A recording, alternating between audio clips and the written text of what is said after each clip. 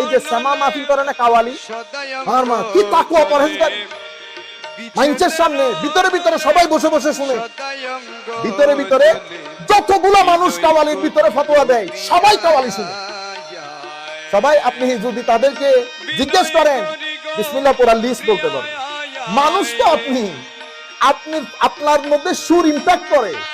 এখন তারা দেখতেছে যে এখানে এদের ভিতরে সহজভাবে কিভাবে ঢুকা যায়, সহজভাবে কিভাবে ঢুকা যায়।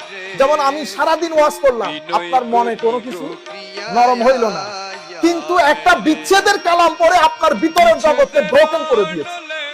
আপনি 13 পান্নায় আপনার চোখ দিয়ে পানি পড়তেছে। আমি বেচারা 4 ঘন্টা ওয়াজ করছি, নিজেরও নাই চোখের পানি, মানুষেরও নাই চোখে। আরেকজন কিছু করে নাই, আরেকজন কিছু করে নাই, কি একটা বলছে সেও কাঁদে, মানুষও কাঁদে। আপনারা বুঝতে পারতেছেন? সেই কারণে হযরতে দাউদ আলাইহিস ইসলামকে আল্লাহ মুজিজাই দান করেছেন সুর। মুজিজা কি? সুর। কেন? সুর ইম্প্যাক্ট করে অনেক বেশি।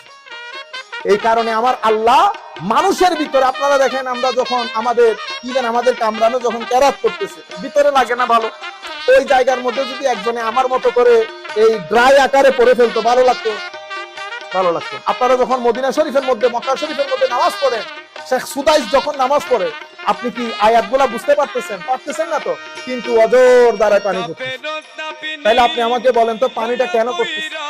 আপনি বলবেন হুজুর কোরআনের আয়াতের কারণে। আয়াতের একটা ইম্প্যাক্ট আল্লাহর কালামের আছে, ঘায়েল করে ফেলেছে আপনাকে কিসে? সুরে। আপনারা বুঝতে পেরেছেন? সেই কারণে একটা তো জাগার তাসির থাকে, হেরেমের তাসির আর এখানকার তাসির তখন এক। কোরআনের তাসির আছে, কিন্তু সুর যদি না হইতো আপনি ওই জিনিসটা নিতে পারতেন না। তো সুফিয়ায়ে কেরাম ওনারা যখন দেখেছেন এই এলাকার মানুষকে টার্গেট করতে হলে আমার বৃহত্তম জিনিস হচ্ছে দিন দেওয়া, তাকে আল্লাহ মানিয়ে নেওয়া, তো তারে কি করতেছে? ও দেখতেছে কি এখানেও তো ঢুল তাবলা আছে, বসে গেছে। তো সে এতক্ষণ ভাষাই করছে গান, এখানে তারে লা ইলাহা ইল্লাল্লাহ, সে বুঝতেও পারে না লা ইলাহা ইল্লাল্লাহ শুরু হয়েছে, ডান্সিং করা শুরু হয়েছে, রক্স তৈরি হয়েছে। আপনারা বুঝতে পেরেছেন? এবং ইথিওপিয়ান সাহাবায়ে কেরাম এসে আমার নবী যেই তারিখে রবিউল আউয়ালের 12 তারিখ হিজরত করেছেন, হিজরত তারিখে এসে মসজিদে নববীর দরজার মধ্যে সাহাবায়ে কেরাম রক্স করতেন। রক্স মানে ইংরেজির রক্স। এটা হাদিসে পাকের শব্দ কি? ওয়াহুম ইয়ারকুসুন। মুসনাদ আহমদ, ইমাম আহমদ ইবনে হাম্বলের হাদিস। তারা রক্স করত। এখন বললে আপনারা নিতে পারতেছেন?